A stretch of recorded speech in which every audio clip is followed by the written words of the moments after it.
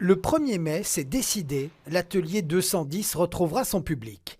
La salle ne sera pas remplie car ici, on va suivre le protocole assez strict de l'été dernier. C'est forcément pas les conditions qu'on préfère, mais c'est aussi l'occasion pour nous de montrer, comme ça a été d'ailleurs démontré longuement dans la presse par les experts, qu'on est des lieux safe avec des protocoles professionnels qui ont été reconnus et qu'il n'y a pas de raison de continuer de nous empêcher de les utiliser et du coup de réouvrir.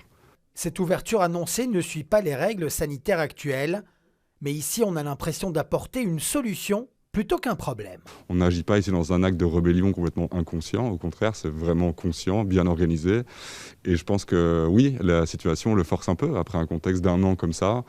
Si on n'agit pas nous-mêmes et qu'on ne se montre pas, personne ne va le faire à notre place. On se place à l'endroit d'une solution possible, c'est-à-dire ce virus, il ne va pas disparaître du jour au lendemain. Comment est-ce qu'on peut faire pour coexister avec lui? Et du coup, comme certains pays européens l'ont fait, on propose des solutions. Théâtre, centre culturel, salle de concert, cinéma.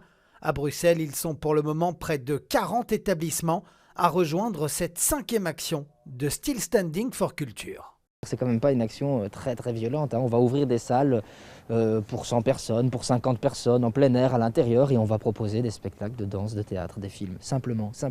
Le secteur espère faire pression sur le gouvernement pour que son action illégale prévue la semaine prochaine devienne légale. Ça fait des mois qu'on a recommencé à faire culture. Soit ils nous donnent l'autorisation de le faire de manière sécurisée et légale, soit on va devoir le faire à chaque fois dans l'incertitude, à chaque fois avec de la tension et à chaque fois au risque de ne pas respecter les protocoles sanitaires, ce à quoi nous tenons absolument. La culture est justement au menu du comité de concertation prévu demain. Peu importe leur décision, cette salle et tant d'autres sont bien décidés à retrouver leur public.